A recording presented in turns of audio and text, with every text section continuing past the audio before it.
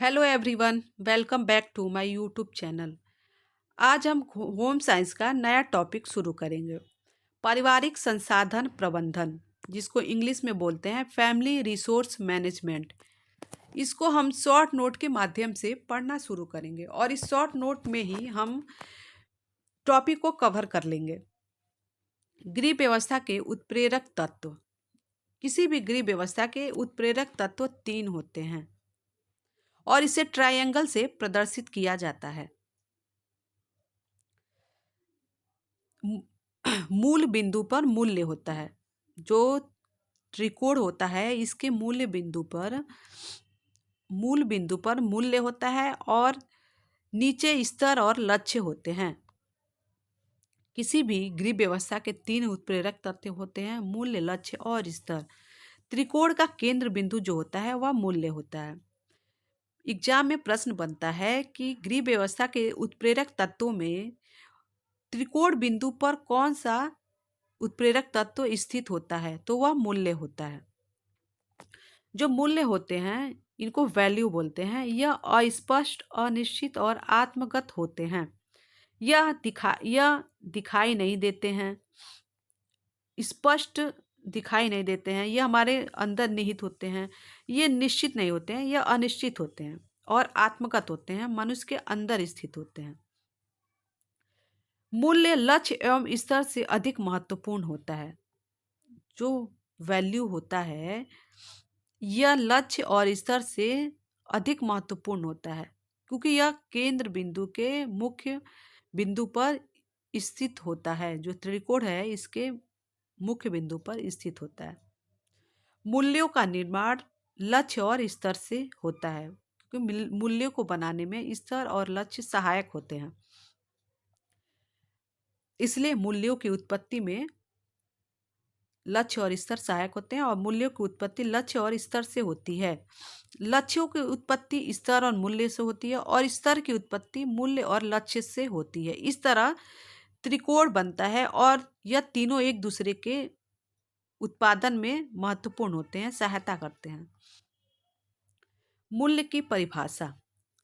Flavin के अनुसार सभी मूल्य मानवीय होते हैं और व्यक्ति उनका उपभोग एवं मूल्यांकन तथा सृजन करते हैं। डॉट के अनुसार मूल्य अनुभूति चाह है और व्यक्ति का किसी समय में चरमोत्कर्ष है। यह फ्लेमिंग और डॉट की परिभाषा है। मूल्यों की परिभाषा है। मूल्य एक दूसरे से भिन्न होते हैं। सबके मूल्य अलग अलग होते हैं। मेरे मूल्य कुछ और होंगे, आपके मूल्य कुछ और होंगे, इसलिए सबके मूल्य भिन्न भिन्न होते हैं एक दूसरे से। मूल्य स्थायी और अस्थायी दोनों होते हैं। कुछ मूल्य स्थायी होते हैं और कुछ मूल्य अस्थायी होते हैं।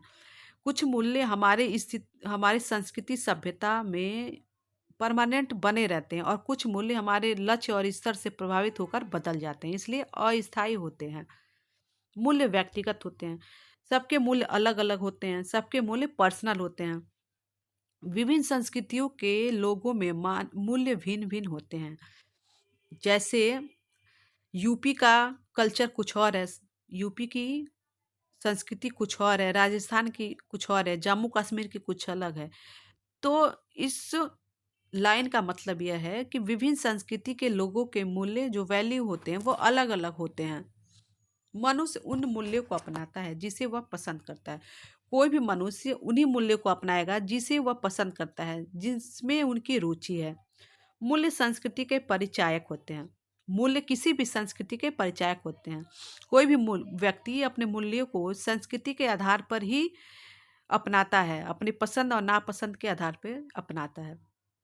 मूल्य व्यक्तित्व निर्माण में सहायक होते हैं। जो मूल्य होते हैं किसी भी व्यक्ति के व्यक्तित्व निर्माण में सहायक होते हैं।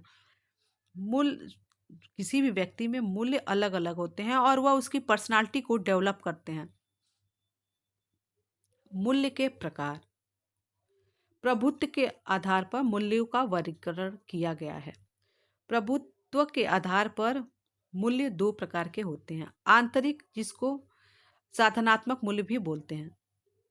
आंतरिक में साधनात्मक मूल्य भी आएंगे। आंतरिक व साधनात्मक मूल्य और आदर्शात्मक, जिसको उच्च मूल्य भी बोला जाता है। आदर्शात्मक व तथ्यात्मक मूल्य। जो आंतरिक मूल्य होते हैं और साधनात्मक मूल्य, इन दोनों में जो आंतरिक मूल्य होता है वह उच्च होता है, और आदर्शात्मक व तथ्यात्मक मूल्य में आदर्शात्मक मूल्य उच्च होता है। व्यक्ति में पाए जाने वाले आंतरिक गुण ही, जो व्यक्ति के अंदर निहित है, वही आंतरिक मूल्य कहलाता है। जो हमारे अंदर स्थित है, रुचि, इच्छा, वह आंतरिक मूल्य कहलाता है। इन मूल्यों में किसी का दबाव नहीं होता है। जो आंतरिक मूल्य होते हैं, इन पर किसी का दबाव नहीं होता है। जैसे कला व सौंदर्य के प्रति रुचि, सबकी रुचि हर चीज में अलग अलग होती है। कोई पेंटिंग है तो दो व्यक्ति हैं, तो उनमें पहले व्यक्ति को क्या पता यह पेंटिंग अच्छी लगे, उसमें कोई गुण उनको दिखाई दे, लेकिन दूसरा व्यक्ति है उसको वही पेंटिंग अच्छी ना लगे, उसको कोई गुण नहीं दिखाई दिखाई दे। तो इस आधार पे मैं समझाने का आपको प्रयास कर रही हूँ कि कला व सौंदर्य के प्रति रुचि, किसी को कला और सौंदर्य के प्रति रुचि होती है, किसी को किसी और चीज में रुचि होती है।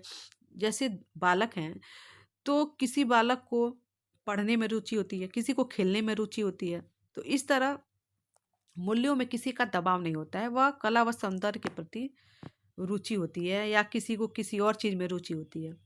साधनात्मक मूल्य, वह मूल्य जो लक्ष्य प्राप्त करने में सहायता करता है, सहायक हो या सहायता करता है। जैसे कोई भी लक्ष्य है हमारा, तो उसको पाने में जो सहायता करेगा वह साधनात्मक मूल्य होते हैं। जैसे हमें टीजीटी का एग्जाम देना है, तो उसके लिए हमें पढ़ना पड़ेगा, और उसको सिलेबस को या बुक को पढ़ने के लिए, या हमें अपने सिलेबस के अकॉर्डिंग पढ़ने के लिए हमें सहायता के रूप में किसी टीचर के पास जाना चाहिए, किसी की कोचिंग लेना चाहिए, किसी किताबों का सहारा लेना पड़ता है, नोट्स का सहारा लेना पड़ता है। तो जो भी सहायक सामग्री हम यूज करेंगे वह साधनात्मक मूल्य में आएंगे। अपने लक्ष्य को प्राप्त करने में जो भी सहायक सामग्री हम यूज करते हैं वह साधनात्मक मूल्य में आते हैं।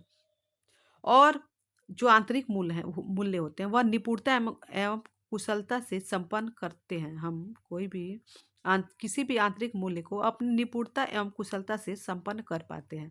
और आंतरिक मूल्य को पाने के लिए साधनात्मक मूल्यों का सहारा लेना पड़ता है, या किसी भी लक्ष्य को प्राप्त करने के लिए हमें किसी न किसी साधन की सहायता लेनी पड़ती है। आदर्शात्मक मूल्य व तथ्यात्मक मूल्य, आदर्शात्मक मूल्य वह मूल्य होते हैं जो सृजन के समय ही उत्पन्न हो, और सही गलत बातों का ध्यान रखना पड़ता है आदर्शात्मक मूल्य में। और तथ्यात्मक मूल्य वो होते हैं जो हमारी इच्छा से उत्पन्न होते हैं। तथ्यात्मक मूल्य यह ऐच्छिक होते हैं, विस्तृत होते हैं, बड़े होते हैं। तथ्यात्मक मूल्य ऐच्छिक होते हैं, हमारी इच्छा अनुसार होते हैं, और विस्तृत बड़े होते हैं। और यह व्यक्ति की प्राथमिकताओं पर आधारित होते हैं। जो तथ्यात्मक मूल्य होते हैं वह व्यक्ति की प्राथमिकताओं पर आधारित होते हैं। कोई भी व्यक्ति किसको प्रेफर कर रहा है उस पर आधारित होते हैं, उसकी फर्स्ट प्रियोरिटी किस में है उस पर आधारित होते हैं।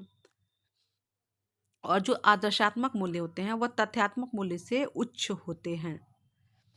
आंतरिक मूल्य साधनात्मक मूल्य से उच्च होते हैं, और आदर्शात्मक मूल्य तथ्यात्मक मूल्य से उच्च होते हैं।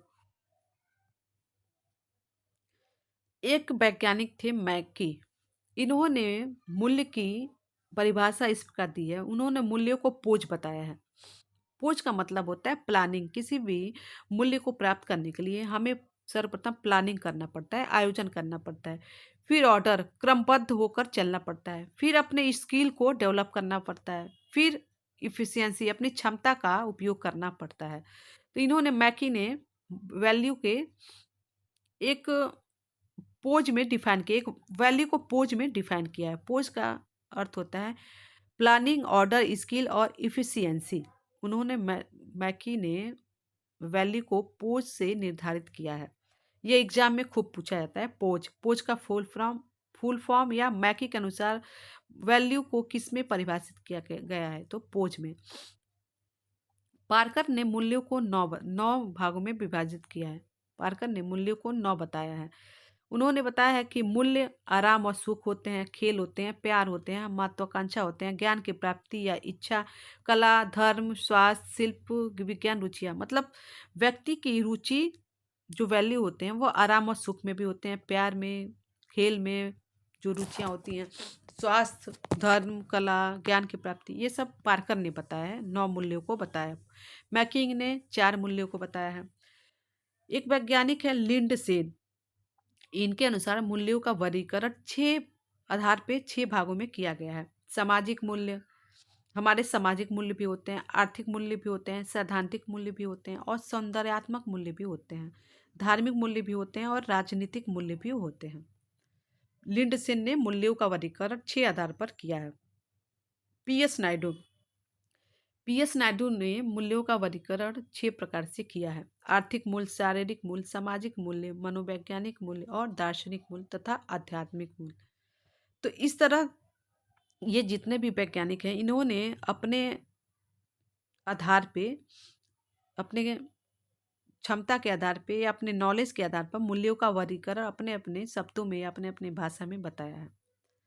तो आज हमने मूल्यों के बारे में पढ़ा, कल गोल के बारे में पढ़ेंगे, लक्ष्य। अगर आप चैनल पे नए हैं तो चैनल को सब्सक्राइब करें और वीडियो को लाइक शेयर कमेंट जरूर करें। Thank you.